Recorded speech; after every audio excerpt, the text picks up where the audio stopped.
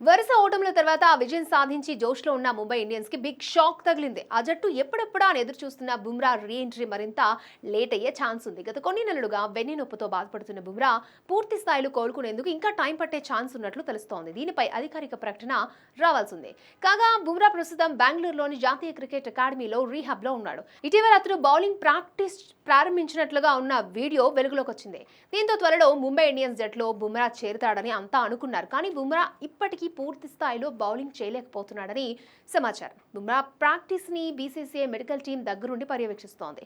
IPL తర్వాత England tour ప్రారంభం కానుంది. దీంతో అతని విషయంలో రిస్క్ తీసుకోకూడదని బీసీసీఐ భావిస్తోందట. అతను పూర్తి స్థాయిలో కోలుకునేందుకు మరొక 2 వారాలు పట్టొచ్చని సమాచారం. అదే జరిగితే ఐపీఎల్ 2025 సగం మ్యాచ్లు పూర్తయ్యాక అతడు అందుబాటులోకి వచ్చే ఛాన్స్ ఉంది.